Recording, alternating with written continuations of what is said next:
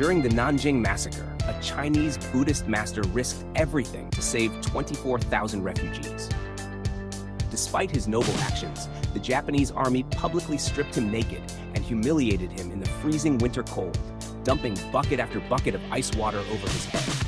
His limbs went numb from the cold, yet he continued to offer spiritual comfort to the refugees, refusing to reveal either the whereabouts of a Chinese general or the film negatives documenting Japanese war crimes.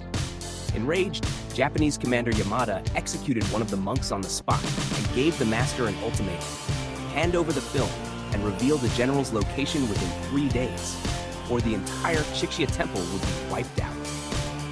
Knowing lives were at stake, the monk stayed up all night documenting in detail the atrocities committed by the Japanese troops at Chixia Temple. January 6, Japanese soldiers looted 300 bushels of grain and raped 6 women. January 11, they shot and killed 3 people, including 1 monk.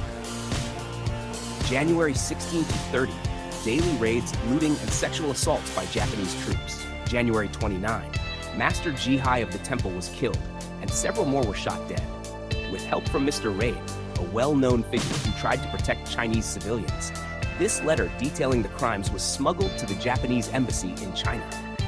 It was a desperate plea, not just to officials, but to the conscience of Buddhist communities in both China and Japan. It read, "Regardless of your belief in Buddhism, the senseless killing of innocents is an act that must neither be forgiven nor ignored."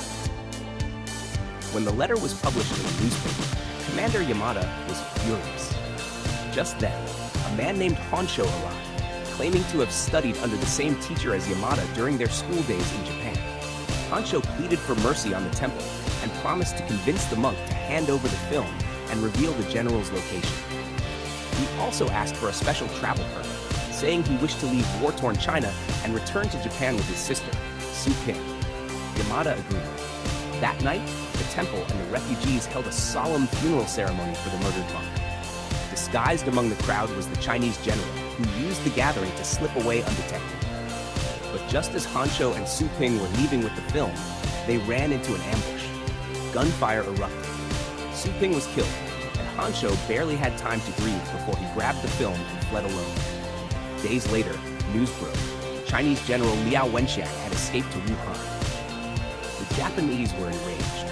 They surrounded Chixia Temple and issued a final warning: surrender the general or the temple would be destroyed in 3 days. The monks stood at the temple gates, hands in prayer. At that moment, Commander Yamada no longer saw a frail old monk. He saw an